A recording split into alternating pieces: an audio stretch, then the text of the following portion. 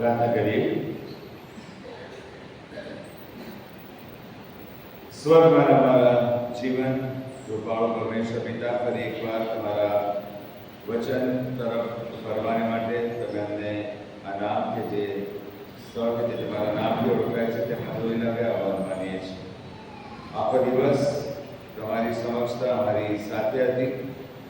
તમારા તરફથી અમને સુરક્ષા સલામતી પ્રાપ્ત થઈ. આભાર.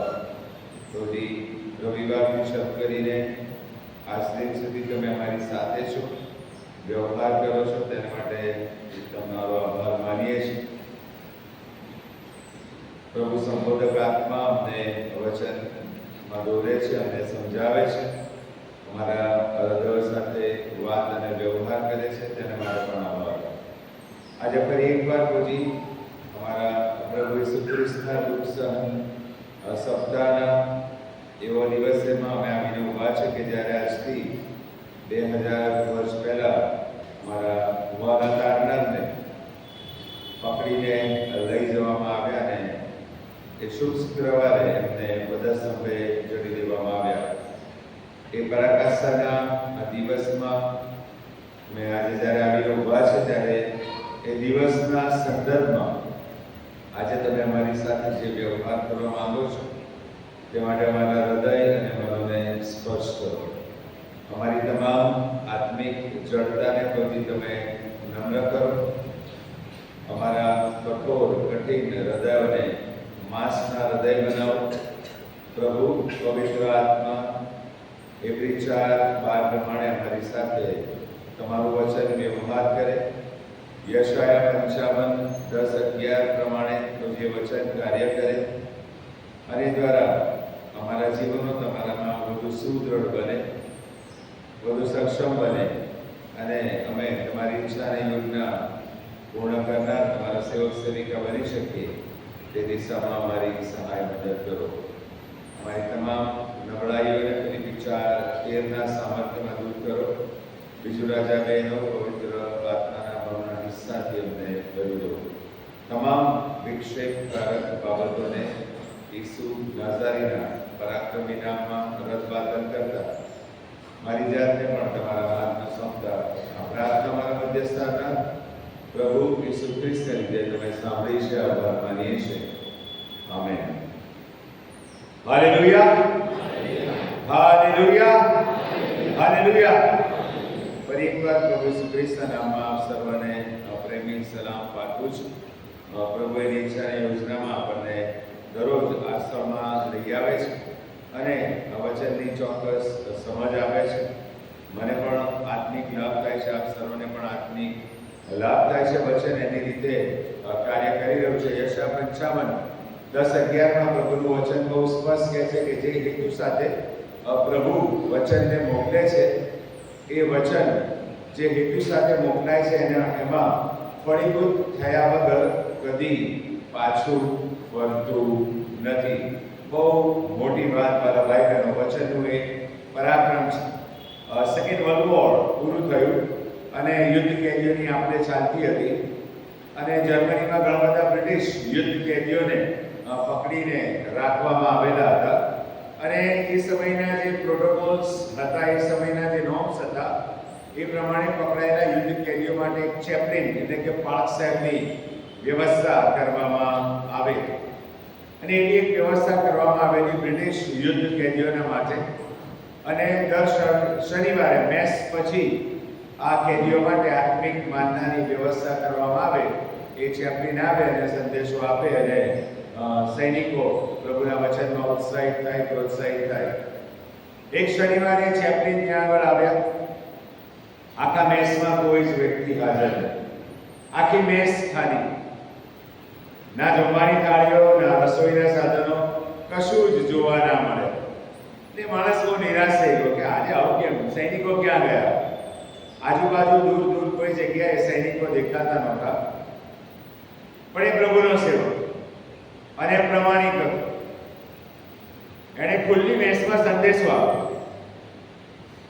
એ જ્યાં ઊંચાઈવાળી બેન્ચ ઉપર ઊભો રહેતો હતો ત્યાં ઊભો રહેતો. ત્યાં ઊભો રહીને એણે લિટરલ સંદેશો આપ્યો, જે હું બોલી રહ્યો છું. પણ તમે સામે છો. એની સામે તો માત્ર ખાલી પાટલીઓ હતી ને એને સંદેશો આપ્યો.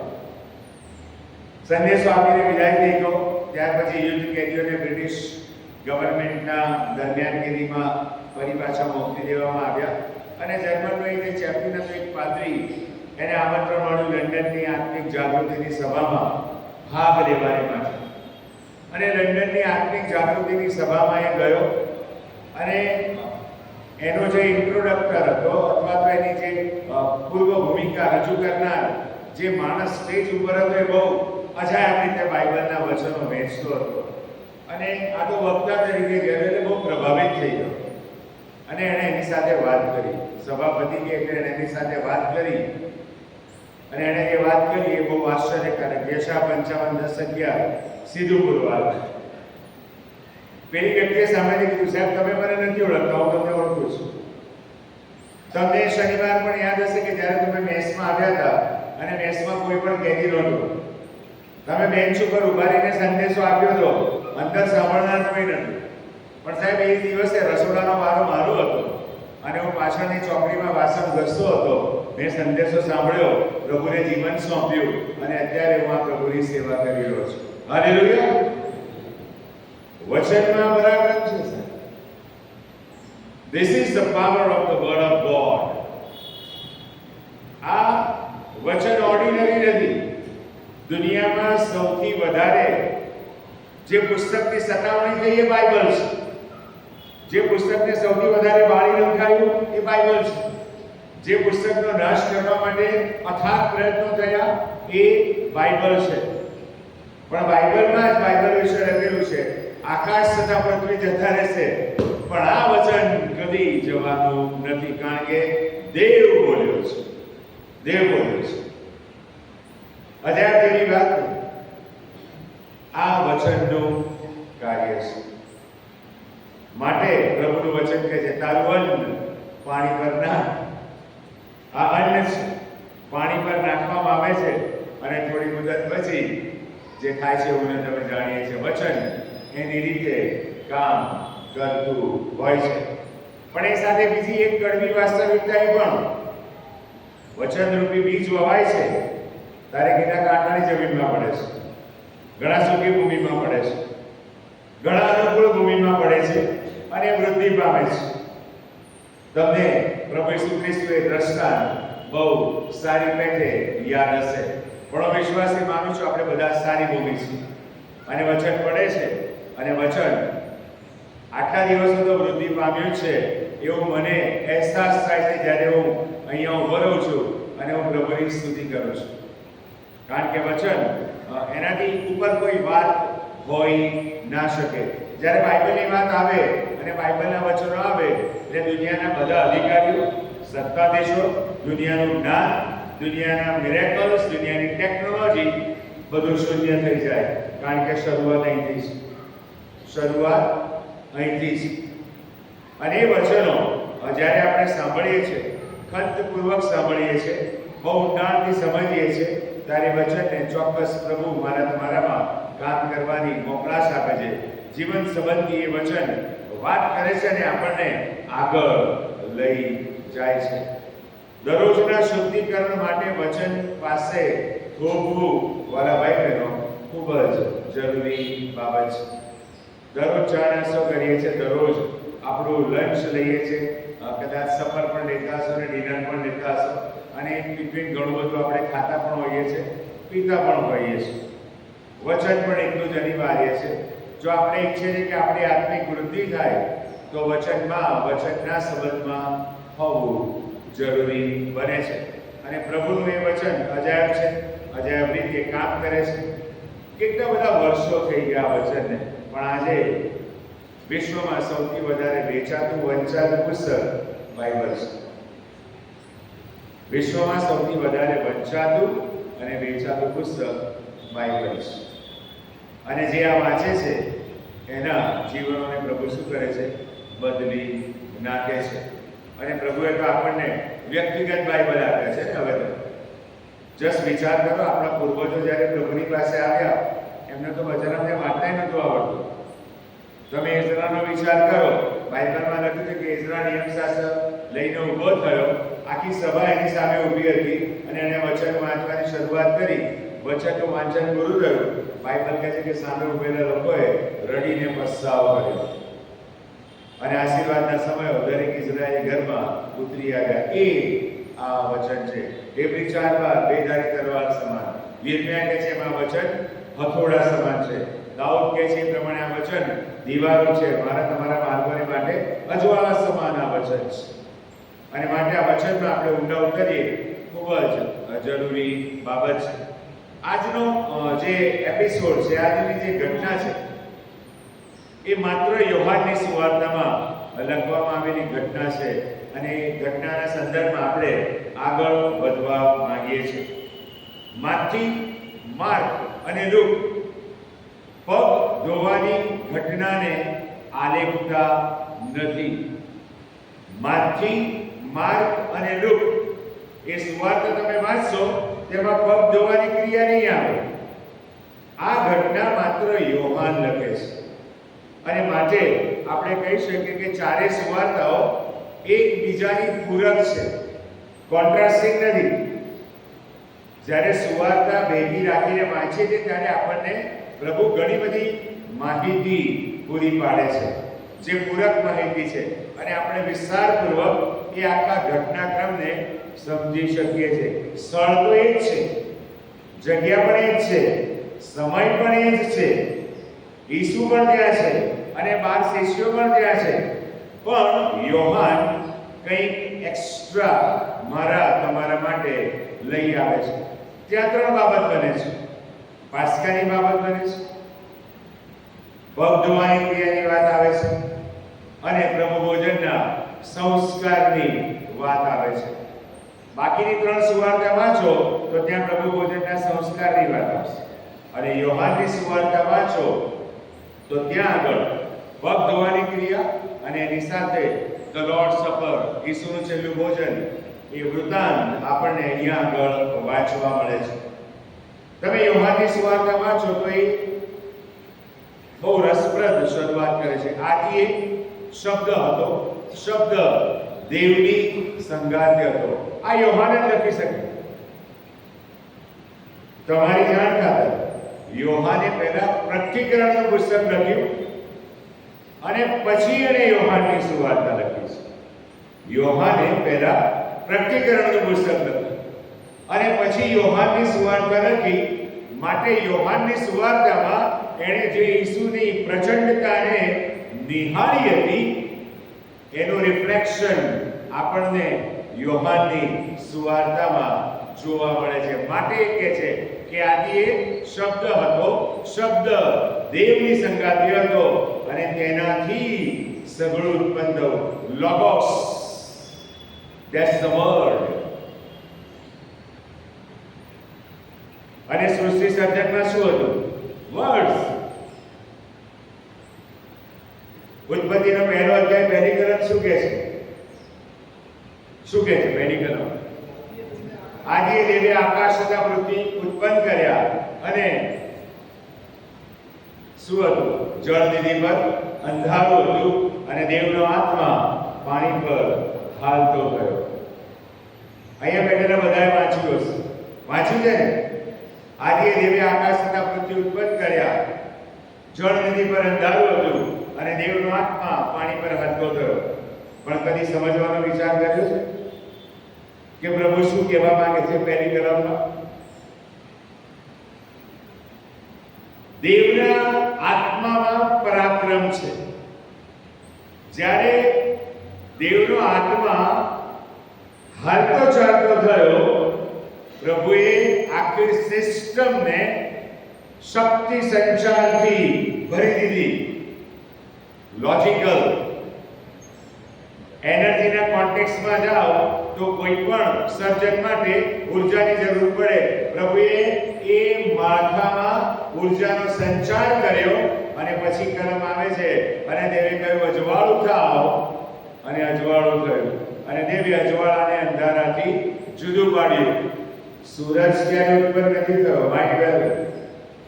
સૂર્ય તો પાછળથી આવ્યો પણ દેવે કહ્યું અજવાળું થાઓ અને અજવાળું થયું. કેવું મજા આવ્યું?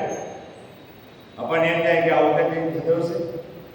ઈસુ કહે છે, હું પોતે પ્રકાશ છું, જગતનું અજવાળું હું છું. સાંભળ્યું છે ને આ વાક્ય? ઈસુ શું કહે છે?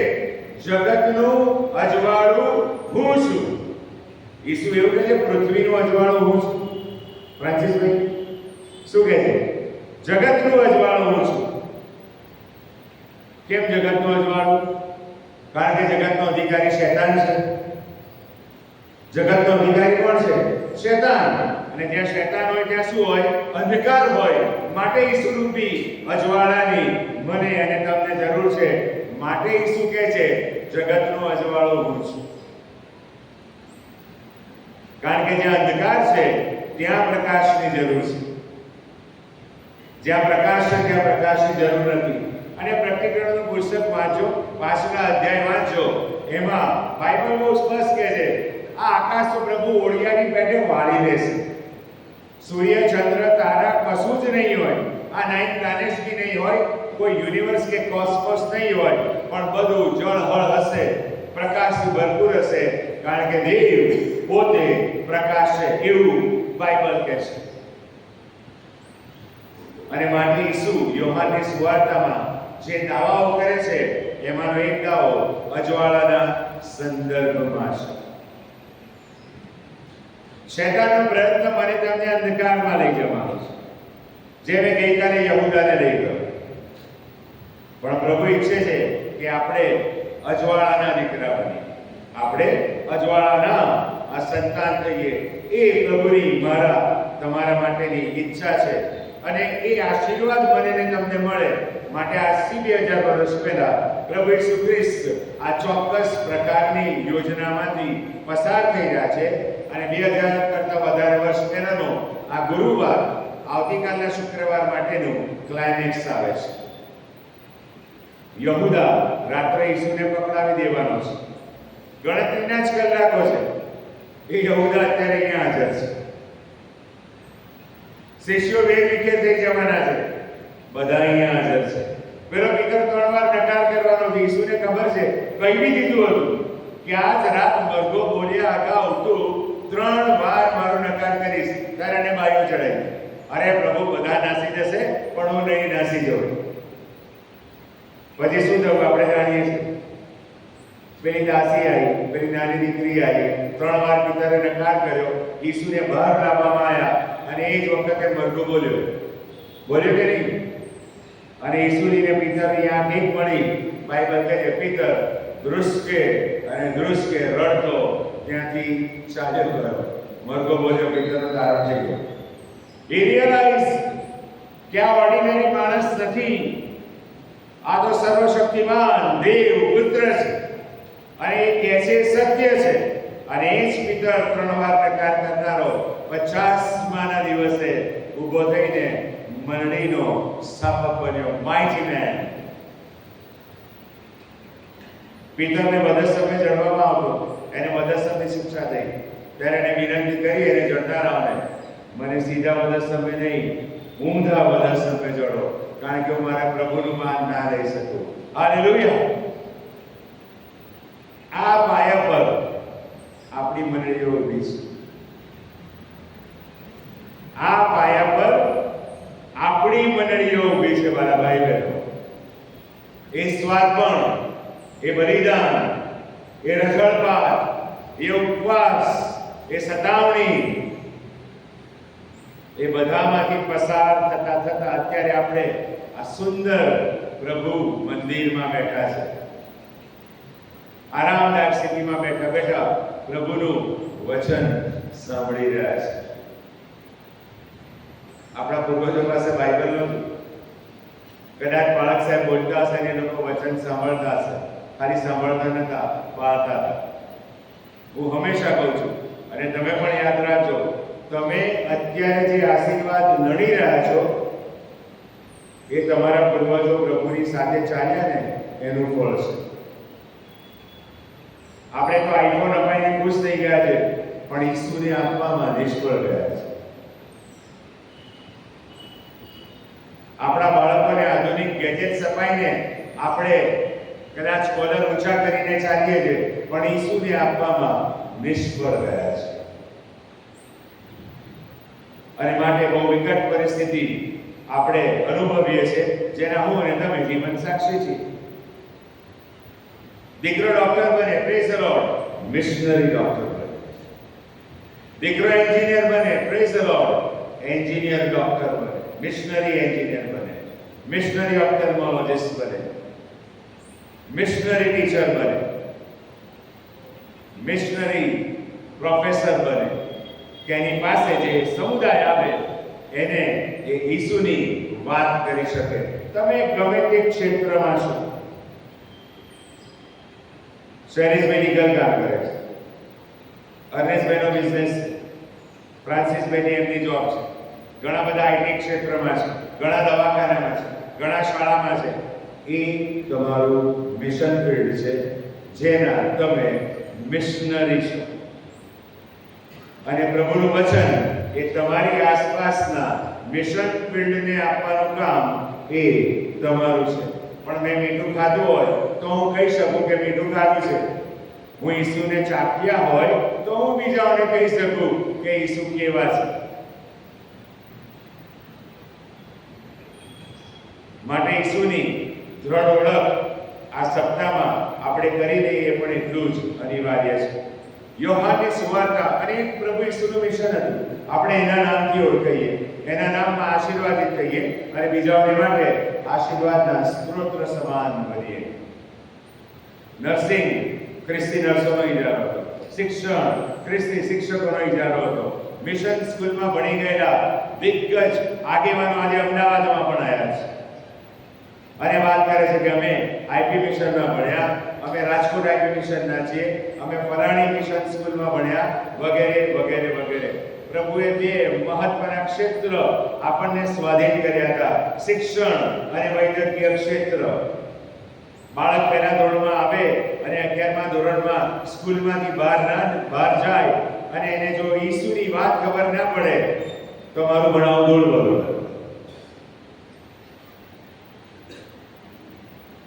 ખ્રિસ્તી નર્સોની બોલબાલા કેમ? પ્રભુએ ક્ષેત્ર સોંપેલું હતું. પ્રાર્થના સાથે સેવા થતી હતી, સમર્પણ સાથે સેવાઓ થતી હતી. પણ આપણી હાલત કેવી હતી? જેમ જેમ આશીર્વાદો આપતા ગયા પ્રભુ, એમ આશીર્વાદ આપનાર ઈશ્વર સાથેના સંબંધમાં આપણે નબળા પડતા ગયા. મિશન ચાલમાંથી 2 રૂમના ઘરમાં આવ્યા, 2 રૂમના ઘરમાંથી ખ્રિસ્તી સોસાયટીમાં આવ્યા, ટેનામેન્ટમાં આવ્યા, પછી 2 માળનું ટેનામેન્ટ ગયું, રો હાઉસમાં ગયા, 2 BHK, 3 BHK, 4 BHK ચાલ્યું. ઈસુ તો બજારે ખબર નહીં ક્યાં જતા. અને અત્યારે એ 2 મહત્વના ક્ષેત્ર કે જે પ્રભુનો આશીર્વાદ હતો આપણે ગુમાવી દીધા. આ દેશની સેવાને માટે, આ દેશને બાંધવાને માટે, આ દેશના વિકાસને માટે પ્રભુએ એ મહત્વના ક્ષેત્ર આપ્યા. We lost it. આપણા વાંકે.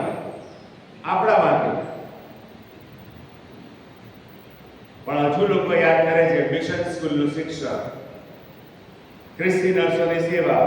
આજે પણ એક બોલબાલા છે, નામથી લોકો યાદ કરે છે. પ્રભુની આ યોજના હતી કે આપણા માધ્યમ દ્વારા પ્રભુ ભારત દેશને આશીર્વાદિત કરે, ભારતના લોકોને આશીર્વાદિત કરે. માટે મને ને તમને ચોક્કસ જવાબદારી સાથે પ્રભુએ દર્શન આપ્યું, આપણા વડવાઓને આપ્યું અને એમના માધ્યમ દ્વારા આપણા સુધી એ દર્શન આવ્યું અને આ મંડળીઓને સ્થાપવામાં આવી. એ મિશન આ સમયે શરૂ થયું ને એની પરિપૂર્ણતા તરફ આગળ વધી રહ્યું છે. ગુરુવારનો સમય છે. ગણતરીના કલાકમાં ગેત્સેમાની વાડીમાં ઈસુ પ્રાર્થના કરવા જશે અને ત્યાં યહૂદા પેલું ક્રૂર ચુંબન કરીને ઈસુને પકડાવી દેવાના છે. એ સમય અગાઉ યોહાન મારી તમારી સમક્ષ એક મહત્વની ઘટના અને ઈસુના કાર્યના ક્લાઇમેક્સને રજૂ કરે છે. યોહાનની સુવાર્તા 12મો અધ્યાય. પ્રભુ ઈસુ ખ્રિસ્તની પબ્લિક મિનિસ્ટ્રી, જાહેર સેવા બંધ. કામ પૂરું થઈ ગયું છે. 13મા અધ્યાયમાં પ્રભુ ઈસુ ખ્રિસ્ત ઉપલી મેડીમાં છે. શિષ્યોએ કહ્યું હતું ગામમાં જાઓ એક માણસ તમને મળશે, એ મેળી શણગારીને તમારા માટે હશે, એને બધી વ્યવસ્થા કરી હશે. એ સ્થળમાં અત્યારે પ્રભુ ઈસુ ખ્રિસ્ત આજથી 2000 કરતા વર્ષ પહેલા હવે માત્ર શિષ્યોની સાથે વાત કરી રહ્યા છે, એમના કોર ગ્રુપની સાથે, જેમાં યહૂદા પણ હાજર છે. યહૂદા પણ હાજર છે. યોહાનની સુવાર્તાના પ્રથમ 12 અધ્યાય, યોહાનની સુવાર્તાના પ્રથમ 12 અધ્યાય ઈસુના 3 વર્ષની મિનિસ્ટ્રીનું વર્ણન કરે છે. અને 13 થી 19 અધ્યાય પ્રભુ ઈસુ ખ્રિસ્તના 24 થી 36 કલાકનું વર્ણન કરે છે. 1 થી 12 અધ્યાય 3 વર્ષ, અને 13 થી 19 અધ્યાય માત્ર 24 થી 36 કલાકના આખા ઘટનાક્રમને પ્રભુ પવિત્ર આત્મા યોહાન પાસે લખાવડાવે છે, જેનો અત્યારે આપણે અભ્યાસ કરી રહ્યા છે.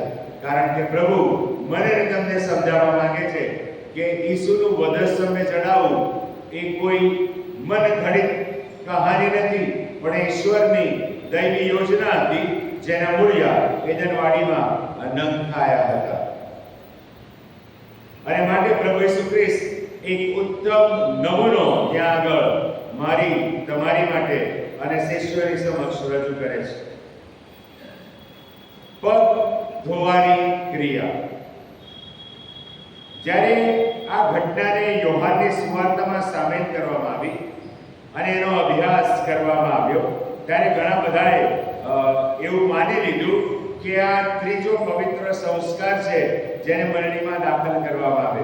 2 પવિત્ર સંસ્કારો, બાપ્તિસ્માનો સંસ્કાર અને પ્રભુ ભોજનની ક્રિયા, એ 2 સેક્રામેન્ટ્સ કહેવાય. અને ઘણી બધી મંડળીઓએ, ઘણા બધા અભ્યાસવિદોએ એવું સ્વીકાર્યું કે આ પગ ધોવાની ક્રિયા પણ એમાંની એક બાબત છે.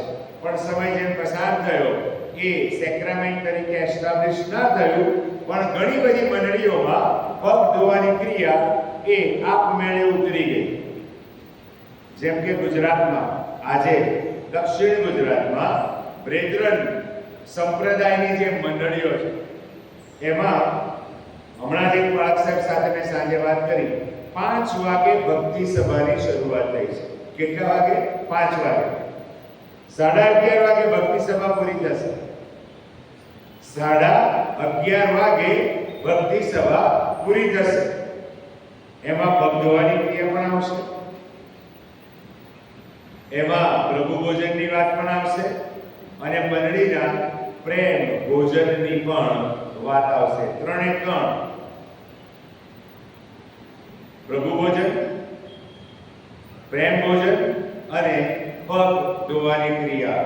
ચર્ચની બંને દિશમાં, બહેનો બાજુ અને પુરુષો બાજુ રીસર પાણીના ટબ્સ મૂકવામાં આવે, અસંખ્ય રૂમાલો ત્યાં મૂકી દેવામાં આવે, અને પછી 1 બાય 1 પહેલો બેસે, એની પાછળ વાળો એના પગ ધુએ, પગલું છે ઊભો થઈને જાય, એટલે પેલો જેને પગ એ બેસે, પછી એની પાછળ વાળો આવે, એ એના પગ ધુએ.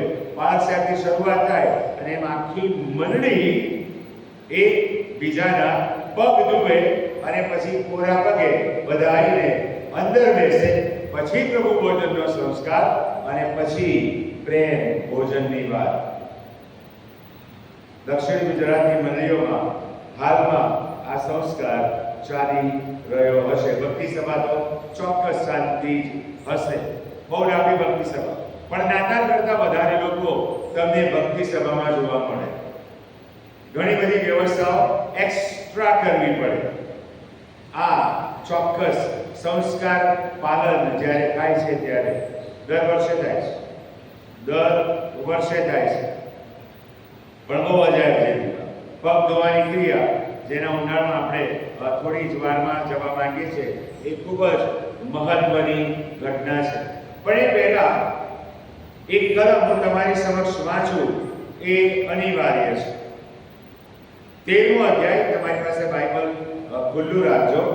એમાં 2 બાબત હું તમારી સમક્ષ રજૂ કરીશ, અને પછી આપણે આગળ વધીએ.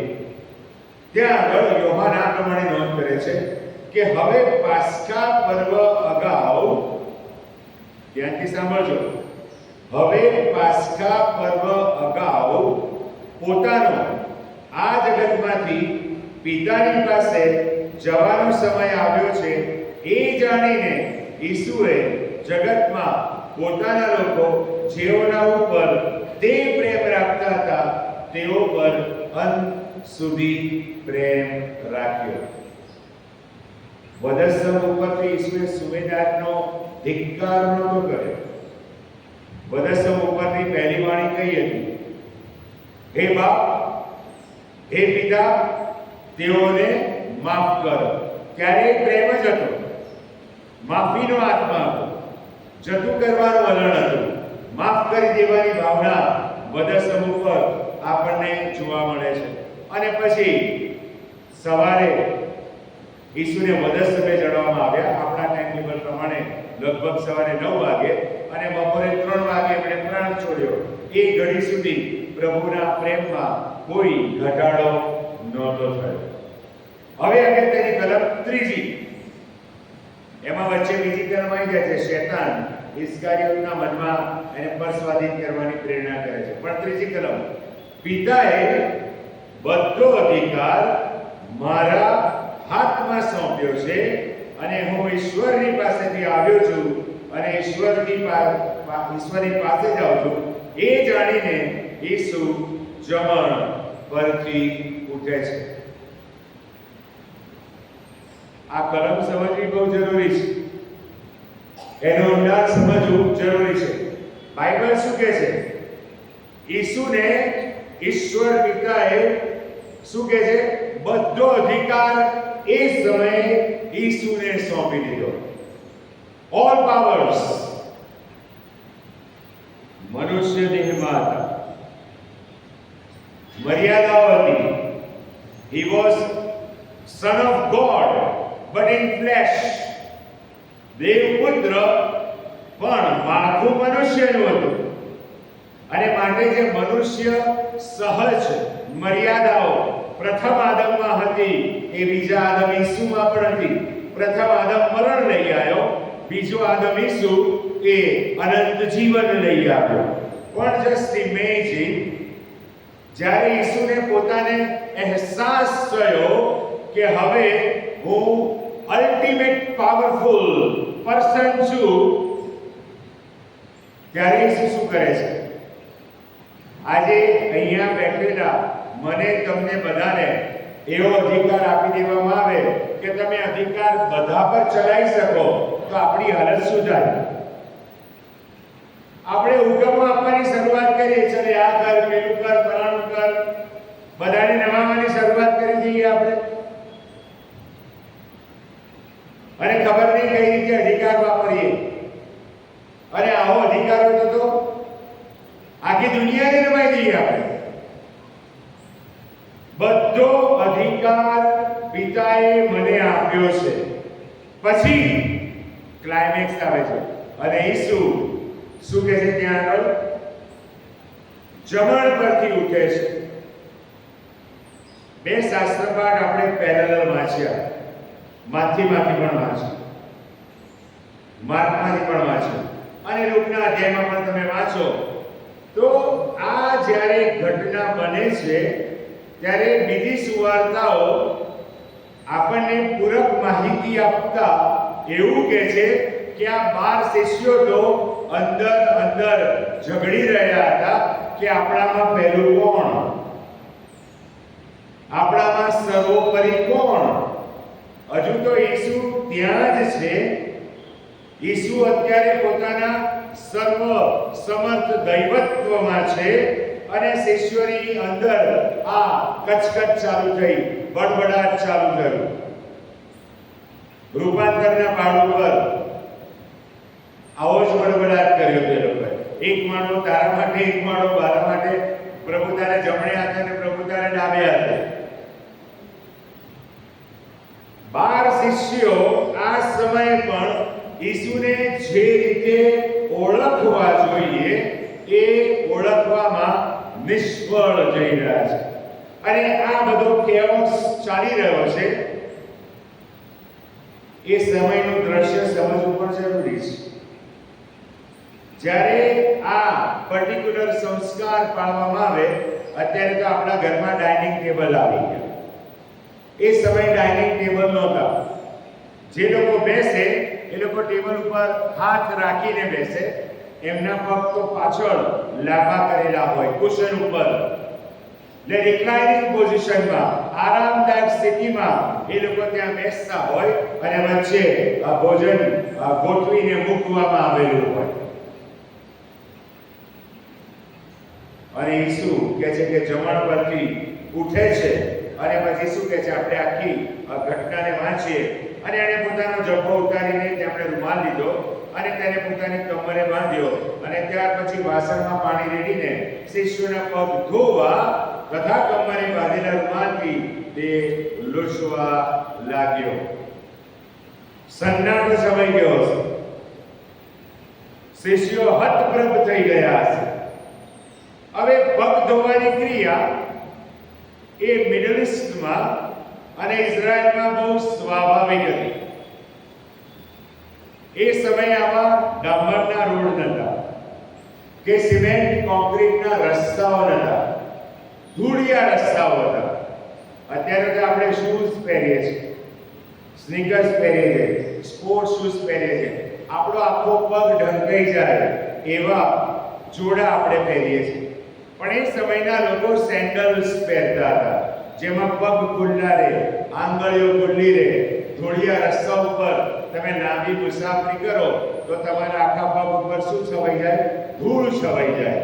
અને જ્યારે કોઈ વ્યક્તિ પોતાના ગેસ્ટના ત્યાં ગેસ્ટ તરીકે કોઈ વ્યક્તિના ત્યાં જાય ત્યારે એના ઘરની બહાર એક નાનકડા બેઝિકની વ્યવસ્થા હોય. ઘરમાં જે સૌથી નિમ્ન કક્ષાનો ચાકર હોય અથવા તો ગુલામ હોય એને આ કામગીરી સોંપવામાં આવે કે પેલા માણસના સેન્ડલ્સ પણ ઉતારે, એના પગને પોતાના હાથમાં લે અને પછી એ પગને ધુએ, ચોખ્ખા કરે અને પેલી વ્યક્તિ ઘરમાં પ્રવેશે અને એનું સ્થાન ગ્રહણ કરે. હોસ્ટ અને ગેસ્ટ વચ્ચે આ પ્રકારની પ્રક્રિયા એ બહુ સ્વાભાવિક હતી. પણ અહીંયા તો કોઈ હોસ્ટ નથી. હોસ્ટ પોતે જ ઈસુ છે. કારણ કે ઉમરી મેળી એમણે તૈયાર કરાવડાવી છે. કારણ કે શિષ્યો સાથે હવે થોડાક જ કલાકો છે.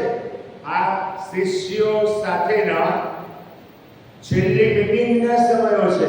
હવે શિષ્યો મળવાના નથી. પ્રભુને ખબર છે ગેસેમાની વાડીમાંથી બધા સૂઈ જવાના છે. ઈસુને અગાઉની ખબર છે અને માટે જે મહત્વની વાત શેર કરવા જઈ રહ્યા છે એની આ શરૂઆત થઈ રહી છે. પેલા તો અંદર ઝઘડી રહ્યા છે, આપણામાં પહેલો કોણ? અને એવામાં ઈસુ ઊભા થયા કે જે કે એમણે પોતાનો જબ્બો ઉતાર્યો. બાળક સાહેબ પહેરે છે ને એવો જબ્બો. યહૂદી લોકો બે પ્રકારના જબ્બા પહેરતા હતા. જે ઇનસાઇડ શરીર સાથે બંધ બેસતો જે જબ્બો હોય એ લીનનનો જબ્બો અથવા તો ઊનનો જબ્બો રહેતો. એ ટાઈટ પેરણ રહેતું હતું અને એની ઉપર ખુલતો પોળો જબ્બો એ લોકો પહેરતા હતા.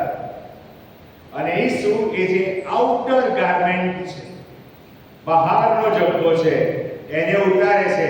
જે અંદરનો લાંબો જબ્બો છે ઢીંચણથી નીચેનો, બહારનો જબ્બો છેક પગની પાની સુધીનો હોય, અંદરનો જબ્બો એ ઢીંચણથી છેક નીચે સુધીનો એ જબ્બો.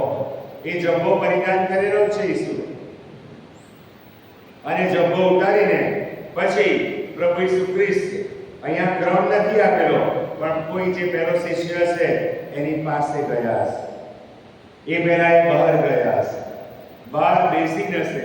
એમાંથી એમણે જે પાત્ર હતું એ પાત્રમાં એમણે પાણી લીધું હશે અને બધા શિષ્યો તો ચર્ચામાં મશગુલ છે. અને એવામાં ઈસુ પેલા પહેલા શિષ્યના પગ પાસે નીચે બેસતા હશે. Creator bowing down to creation, સર્જનહાર એની કૃતિ પાસે નમી રહ્યો છે. દૈવત્વ મનુષ્યત્વની આગળ નીચું નમી રહ્યું છે. સ્વર્ગ ધરા પર નીચી નમી રહી છે.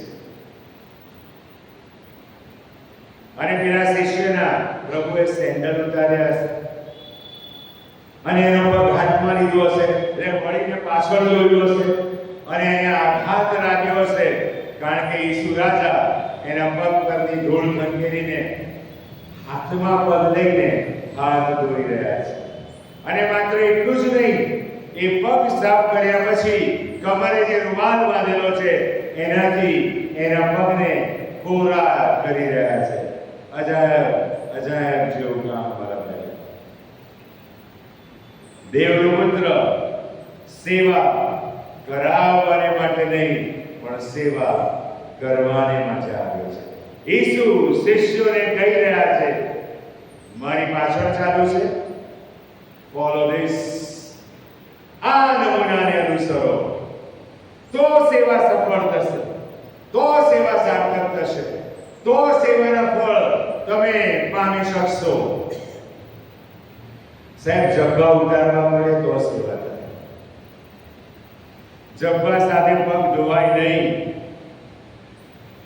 અભિમાનનો જબ્બો, મિથ્યાભિમાનનો જબ્બો, સ્ટેટસનો જબ્બો, સર્વોપરી કુટુંબ મારું એનો જબ્બો, અરે જાત જાતના જબ્બા પહેરીને આપણે બેઠેલા છીએ અને કહીએ છીએ હું તો પ્રભુની સેવા કરું છું. શું સેવા કરી શકવાના આપણે?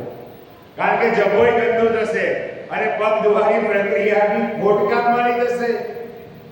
એ જબ્બો જ નડશે,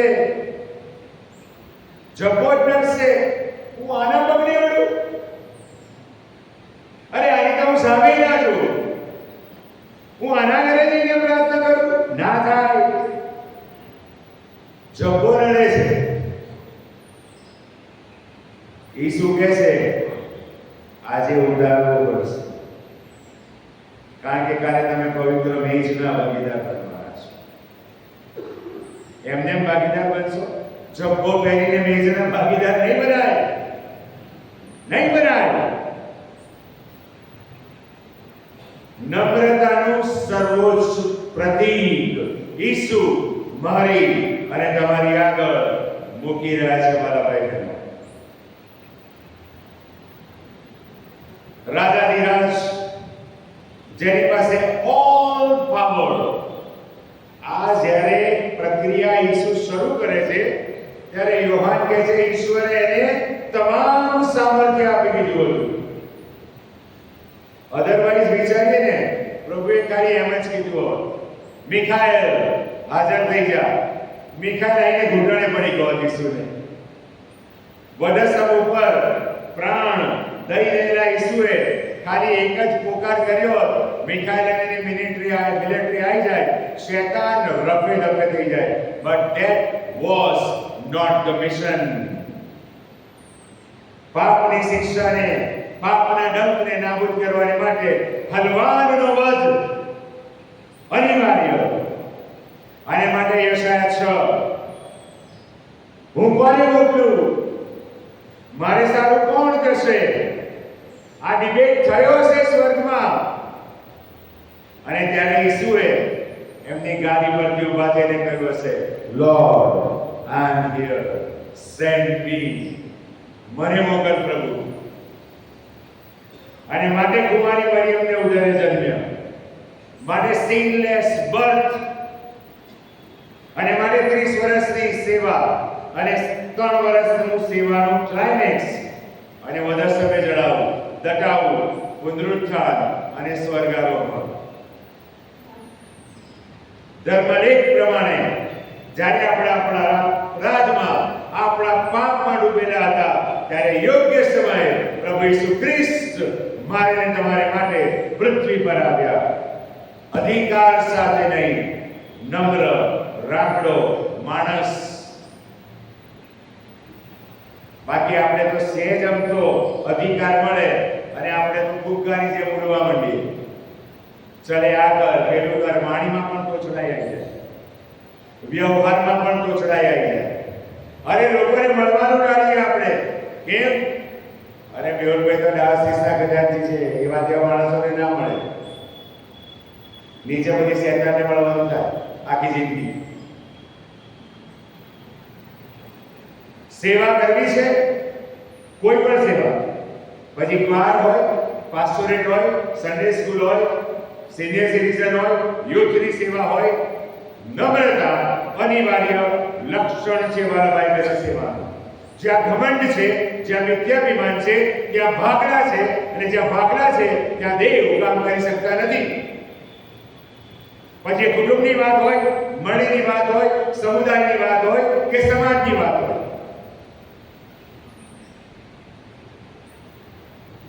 જબ્બો ઉતારવો પડશે તો સેવા થશે. મધર ટેરેસા અત્યંત યુવાનોએ સેવામાં સ્વાર્પણ. કલકત્તામાં રક્તપિતિયાઓની સેવાની શરૂઆત કરી અને એમને બીબીસીની રિપોર્ટરે સવાલ કર્યો કે આ રક્તપિતિયાની સેવા તમે કઈ રીતે કરી શકો છો? તમે જોયો છે કોઈ રક્તપિતિયાને?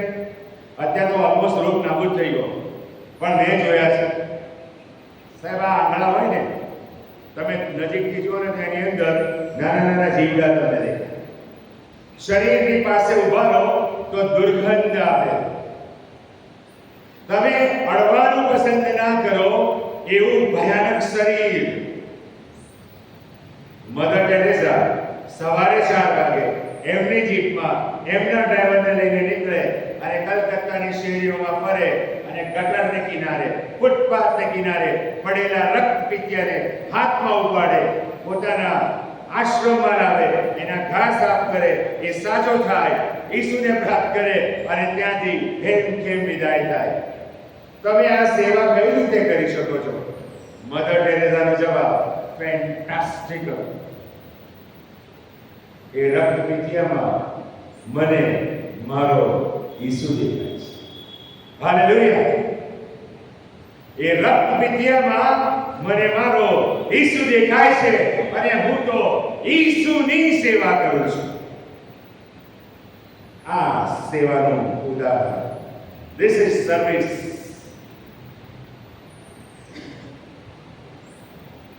પ્રભુ ઈસુ ખ્રિસ્ત દાસ બનીને શિષ્યોના પગ ધોઈ રહ્યા છે. કેવું છે? દ્રશ્ય છે. પગ હાથમાં લેવા કોઈના. આપણે તો હાથ નથી પકડતા સાહેબ, પગની વાત તો બાજુ પર રાખો. કોઈ આપણને એમ કહે કે આપના બૂટ ચંપલ લઈ આવો ને જરા, તમે શું કરશો? કહો આપણે આમ લાત મારીને લાવીશું. હાથમાંય નહીં પકડીએ, હાથમાંય નહીં પકડીએ. તો આ તો ધોવાની વાત છે પગ. અને પછી હું એમ કહું કે હું પ્રભુનો સેવક અને સેવાનો દાવો કરતો હોઉં. ઝીરો. એ અનુકંપા છે મારા તમારામાં છે. મનીના એક સભ્યના ઘરમાં પ્રશ્ન છે, મને મારું હૃદય હચમચી જાય છે.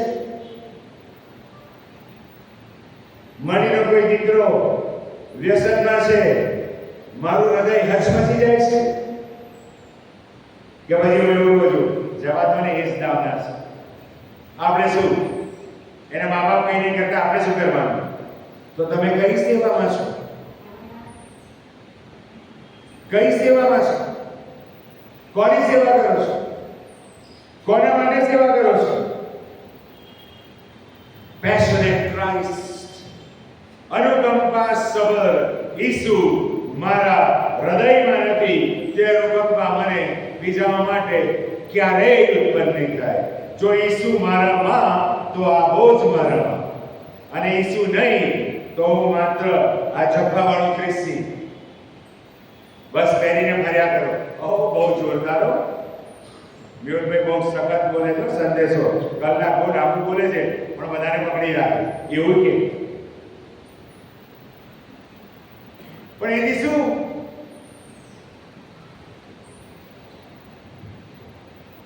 માથેની સુવાર્તામાં બહુ કડક લખ્યું છે, વાંચો. પ્રભુ ઈસુ ખ્રિસ્તી પાસે આખો સમુદાય રજૂ થયો છે. ઘેટાને બકરાને પ્રભુ જુદા પાડશે અને પછી ઘેટાઓને સંબોધીને પ્રભુ કહેશે, મારા બાપના આશીર્વાદી તો આવો અને સદાત્માના રાજ્યમાં પ્રવેશ કરો. કારણ કે હું ભૂખ્યો હતો ત્યારે તમે મને ખવડાવ્યું, હું તરસ્યો હતો ત્યારે તમે મને પાણી પાયું, હું નગ્ન હતો ત્યારે તમે મને વસ્ત્ર પહેરાવ્યા, વગેરે વગેરે વગેરે. તો પેલા ઘેટા બચારા કહેશે, અરે પ્રભુ અમે તને ક્યાં આવું કર્યું? ત્યારે પ્રભુ શું કહે? નાનાઓમાંના એકને તમે કર્યું એ મને કરવા બરોબર છે. તેના બકરાઓની હાલત કેવી થશે? પ્રભુ અમે ક્યાં એવું કર્યું? પ્રભુ અમે તને ક્યારે લગ્ન જોઈને વસ્ત્ર આપેલા? એ લોકોને પૂછવું પડશે. ત્યાં ઈસુ પ્રમાણિત કરશે કે આ સમુદાય કર્યું, આ સમુદાય ના કર્યું, એમને અગ્નિમાં નાખો. નક્કી કરો, ઘેટા છો કે બકરા? પ્રભુએ આશીર્વાદ આપ્યો છે, પ્રભુએ સુવિધાઓ આપી છે, વહેંચવાને માટે, ભાગીદાર બનાવવાને માટે, બીજાઓને આશીર્વાદ પમાડવાને માટે. યાકૂબના પત્રમાં લખેલું છે ને કે કોઈ ભાઈ ભૂખ્યો હોય અને તારી પાસે આવીને ખોરાકની માંગણી કરે તો તમે પ્રાર્થના કરશો? પહેલા એને ખવાડ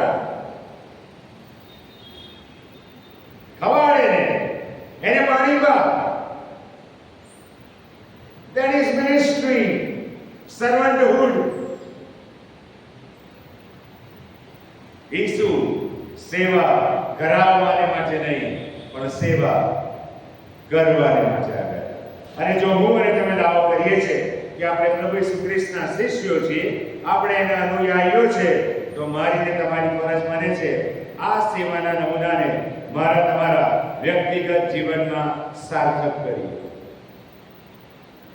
વ્યક્તિગત જીવનમાં સાર્થક કરીએ. કેમ મિશનરીઝ આ બધી સેવા કરી શક્યા? કારણ કે આ અનુકંપા એમના હૃદયમાં હતી. કદી વિચાર્યું આયર્લેન્ડથી માણસો આવ્યા, બહુ મોટા હોદ્દા પર એ લોકો ત્યાં આગળ હતા. એ સમયના આધુનિક સમયમાં જીવનારા લોકો ભારતમાં આવ્યા. જેમ્સ ગ્લાસગો, એલેક્ઝાન્ડર કેર વાણની મુસાફરી કરીને આવ્યા. વાણમાં એમના કુટુંબો ખલાસ થઈ ગયા. ઘોઘા બંદરે ઉતર્યા. રાજકોટ સુધી બળદની ગાડાની મુસાફરી કરીને આવ્યા. સુવાર્તા વહેંચી. ભાષા નવી, સંસ્કૃતિ જુદી, ઋતુ જુદી, ખોરાક જુદો. કોઈ જગ્યાએ ઇતિહાસમાં એવી નોંધ છે એલેક્ઝાન્ડર કેર અને જેમ્સ ગ્લાસગોએ નક્કી કર્યું કે ચલો આપણે તો પાછા ઇંગ્લેન્ડ જઈએ, આયર્લેન્ડ જઈએ, આ તો આપણને માફક નથી આવતું. અહીં જ રહ્યા, અહીં જ કામ કર્યું, અહીં જ મર્યા, અહીં જ દટાયા. પણ આપણને મંડળી આપતા ગયા, દવાખાનાઓ આપતા ગયા, સ્કૂલો આપતા ગયા ને, નોકરીઓ આપતા ગયા ને. સેવા, સમર્પણ, સ્વાર્પણ યુક્ત સેવા, સાચા અર્થમાં સેવા. અને પ્રભુ ઈસુ ખ્રિસ્ત આજે મને અને તમને ઉત્તેજન આપતા એવું કહે છે કે તમારે પણ આ નમૂનાને અનુસરવાનું છે. ઘણી બધી વખત આપણને સેવાનું કામ બહુ હલકું લાગે છે.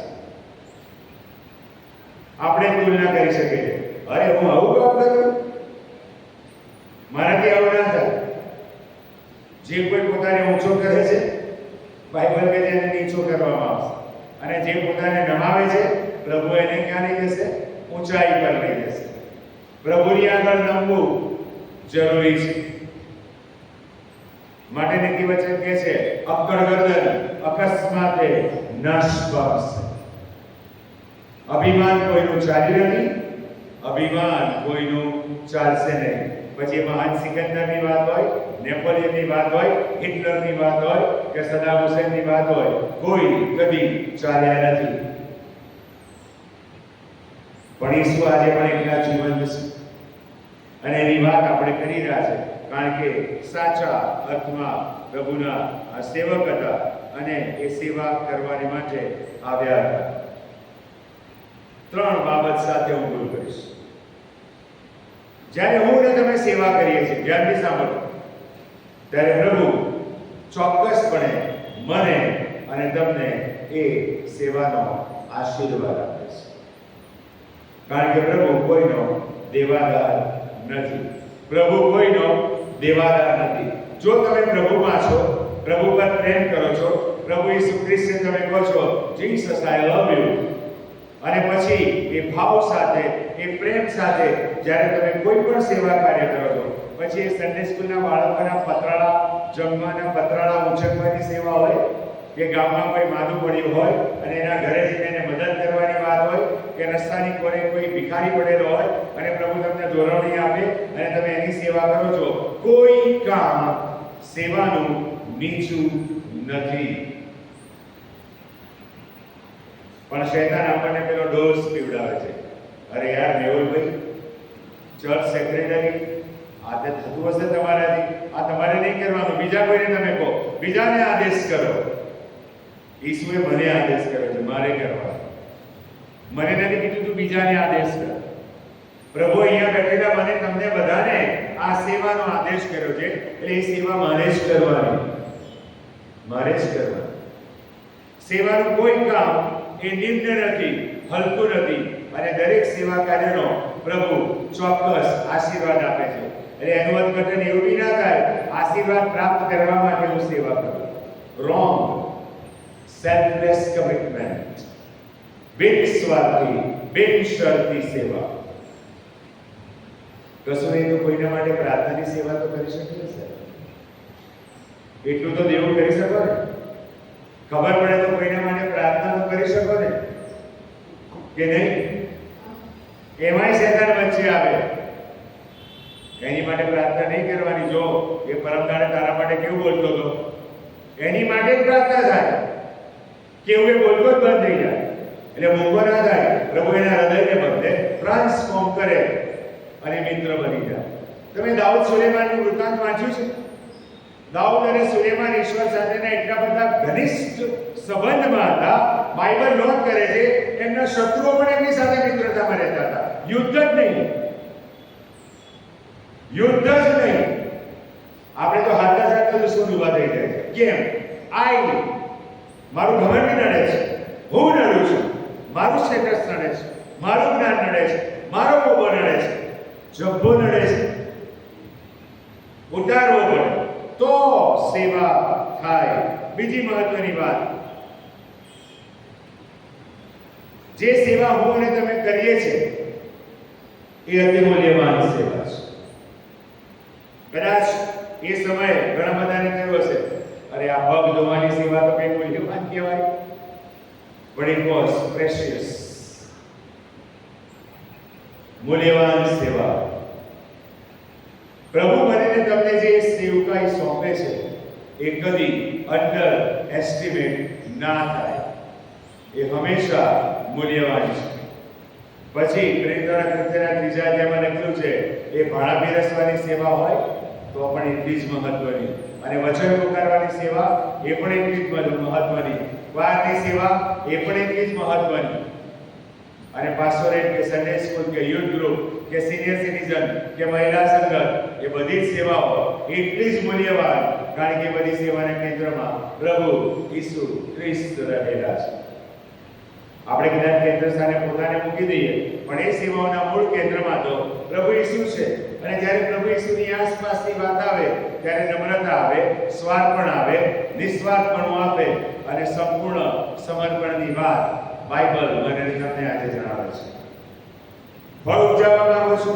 નમી જાઓ, નમ્ર બનો અને આ પ્રભુની સેવામાં આગળ વધો. ત્રીજી મહત્વની વાત, આપણે બીજાઓની સેવા કરીએ, ફાઇન, પ્રેઝ ધ લોર્ડ, પણ ઘણી બધી વખત બીજાઓ આપણી સેવા કરે ત્યારે આપણે એ સેવા સ્વીકારી શકતા નથી. અઘરી વાત કહું છું. આજે હું કોઈ વ્યક્તિ માટે કંઈ વિશેષ કરવા માંગુ તો એ વ્યક્તિ કહેશે મારે આની જરૂર નથી. આપણે એ વ્યક્તિને એ સેવાનો મોકો આપતા નથી. એનું કારણ હું પોતે બનું છું, કારણ કે હું એવું માનું છું કે એ વ્યક્તિ મારી સેવા કરવાને લાયક. બીજો વિચાર મારા મગજમાં એવું લાવશે શેતાન, હવે એ તારા માટે શું કરશે, એ શું કરી શકશે? આવા અનેક વિચારો લાઈને શૈતાન મને તમને એ વ્યક્તિને આપણા પરત્વેની સેવાથી આપણને અને એ વ્યક્તિને પણ વંચિત રાખે છે. પિતર ઉતાવળ્યો હતો. પ્રભુ ફરતા ફરતા એના પગ ધોવાને માટે એની પાસે ગયા. ત્યારે પિતરે શું કીધું? ના, હું તો તને મારા પગ ના ધોવા દઉં. ઈશ્વરે શું કીધું? મારે ને તારે કોઈ રાગભાગ નથી.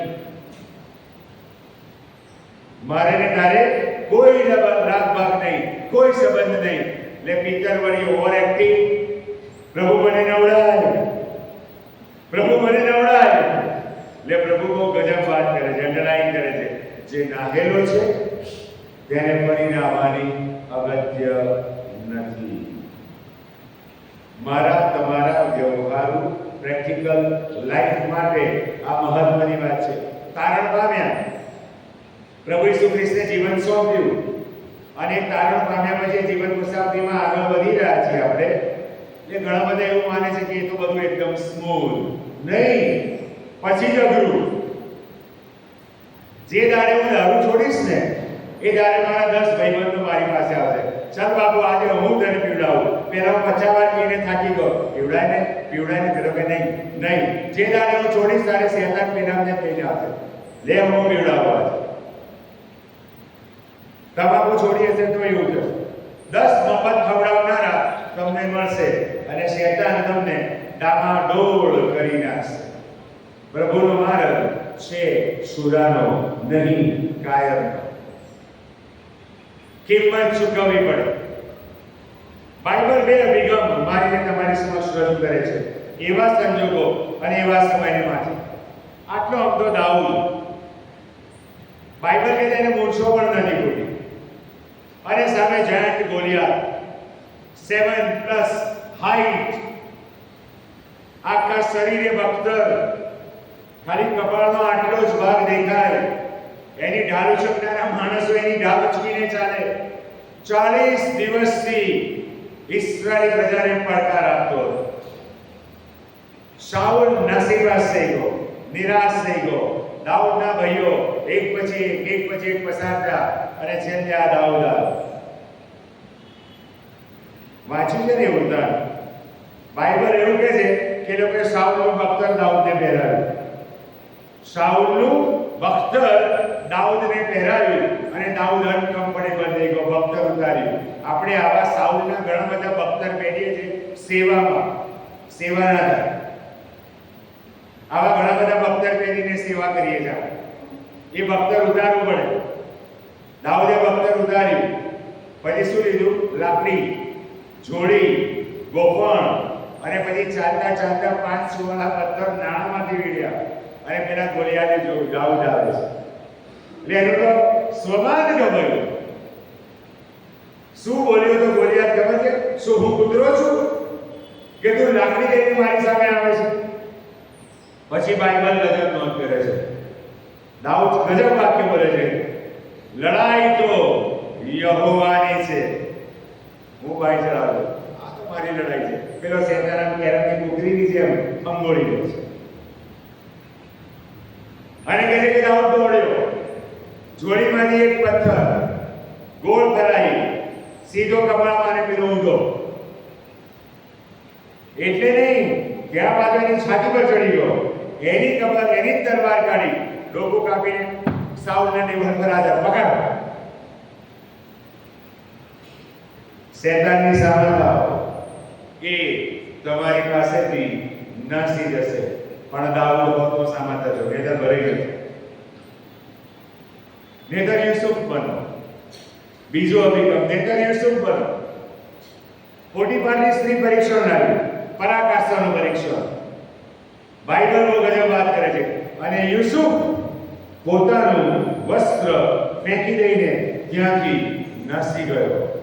એણે પોતાની શારીરિક નગ્નતાનો વિચાર ના કર્યો, પણ એ પરીક્ષણ ઉપર વિજય પામવા માટે એ પરિસ્થિતિ, સંજોગો, વ્યક્તિ, સ્થળને છોડીને ભાગી ગયો. જ્યારે જીવનમાં આવું થાય, એવા સ્થળથી ભાગો, એવા સમયથી ભાગો, એવી વ્યક્તિઓથી ભાગો, એવી જગ્યાથી ભાગો કે જે તમને ઈસુ સાથેના સંબંધમાં નબળા કરે છે, નબળાઈ લાવે છે. બે અભિગમ, either you find it out or run away. या तो समाज आओ अथवा तो नासी जाओ. છેલ્લી વાત કરીને બંધ કરીશ. પિતરના પત્રમાં લખેલું છે, અને શેતાન ગાજનાર સિંહની પેઠે. It's a simile. Figure of સ્પીચની વાત કરો અંગ્રેજીમાં તો એ સિમિલી છે, સમાનતાની વાત. ગાજનાર સિંહની પેઠે. He is not the Lion of Judah. Lion of Judah, Jesus Christ. યહૂદાનો સિંહ તો પ્રભુ ઈસુ ખ્રિસ્ત છે, પણ શૈતાન હંમેશા ઈસુના કામની નકલ કરે છે, આપણને ભોળવે છે, આપણને ગેરમાર્ગે દોરી જાય છે. અને પિતર શું કહે છે? શૈતાન ગાજનાર સિંહની પેઠે. હવેનું વાક્ય ધ્યાનથી સાંભળજો. જે કોઈ મળે તેને ગળી જવાને શોધતો કરે છે. મળો તો ગળી જાય ને. મળો જ નહીં તો ઈસુમાં હો તે બધી એપોઇન્ટમેન્ટ ફેલ થઈ જાય. ઈસુમાં ના હો તો ડગલે ને પગલે એની એપોઇન્ટમેન્ટ આવતી જ જાય. ગાજનાર સિંહની પેઠે જે કોઈ મળે એને ગળી જવાને શોધતો કરે છે. અને ઈસુને એપ્રોચ કર્યો, આવો જગના લોક સગળા, ઈસુ રાજા બોલાવે છે. જેનું જગમાં માન નહીં કાંઈ, જેનું જગમાં શાન નહીં કાંઈ, તેને નામે રાજ્ય લેવા ઈસુ રાજા બોલાવે છે. ઈસુ સીધા ચાલીને આવે છે.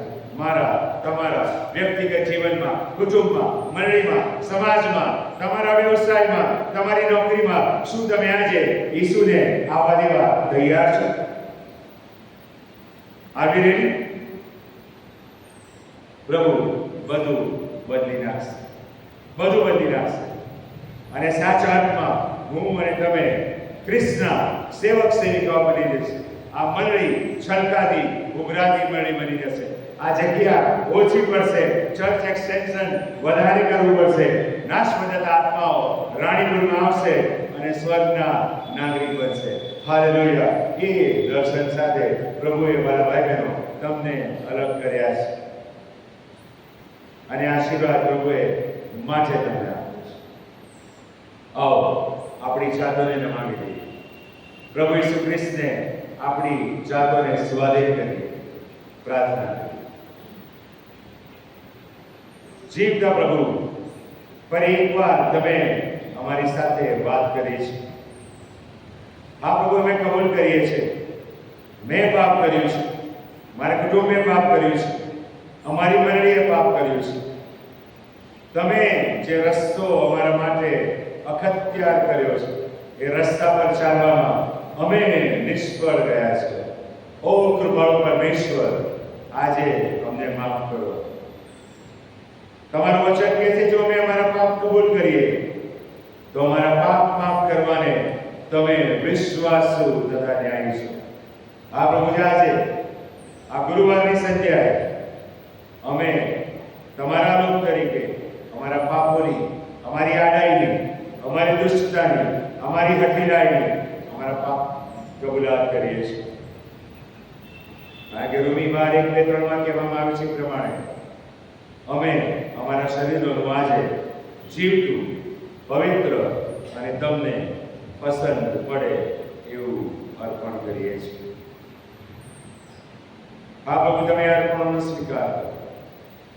તમારી સેવાને યોગ્ય એવા પાત્રો તમે અમને બનાવો. આ રાણીપુર મંડળીમાં પ્રભુજી આશીર્વાદના સમયને તમે ઉતારી દો. ઘરે ઘરમાં પ્રભુજી તમે મુલાકાત કરો. માંદગી દૂર કરો, આર્થિકતાની સમસ્યાઓ દૂર કરો, કૌટુંબિક સમસ્યાઓને દૂર કરો, બાળકોની સમસ્યાને દૂર કરો. તમામ પોલિટિક્સના આત્માને ઈસુના ઝાયના નામમાં રદ બાતલ કરે છે. મળીને તમારા પવિત્ર આત્માના સામર્થ્યથી ભરી દો. પ્રત્યેક ઘર ઉપર ઈસુના રક્તની મુદ્રા મારવામાં આવે. શૈતાન કોઈ રીતે પ્રભુજી કોઈ ઘરનો, કોઈ વ્યક્તિનો કબજો ના કરે. તમારી ઈચ્છાની યોજના આ સ્થળમાં, આ ગામમાં, આ ઘરોમાં પરિપૂર્ણ કરો. પુનરુત્થાન પામેલા ઈસુના પરાક્રમથી મળીને વિકસિત કરો. અને આ મળેલો પ્રકાશ આસપાસ વસતા નાશમાં જતા આત્માઓને ઈસુ તરફ લાવનારું પ્રેરણા સૂત્ર બને. એ દિશામાં પ્રભુજી યા બેઠેલા દરેક જો પોતાના ઘરોમાં છે, એક યા બીજા કારણસર અહીંયા નથી આવી શક્યા, એ પ્રત્યેકને પરાક્રમનો તમે સ્પર્શ કરો. એ સારું કે જે હેતુ સાથે તમે અમને અલગ કર્યા ત્યાં સ્થળમાં, એ હેતુને અમે પરિપૂર્ણ કરી શકીએ. અમારી જાતોને, અમારું સર્વસ્વ તમારા કૃપાળુ દયાળુ ભુજોમાં સમતા આ અમારી પ્રાર્થના અમારા મધ્યસ્થાના પ્રભુ ઈસુ ખ્રિસ્તને લીધે તમે સાંભળી છે, માન્ય કરી છે, અને હા પ્રભુ તમે કામ શરૂ કરી દીધું છે એવો વિશ્વાસ જાહેર કરતા ઈસુના નામમાં માંગીએ છીએ. આમેન.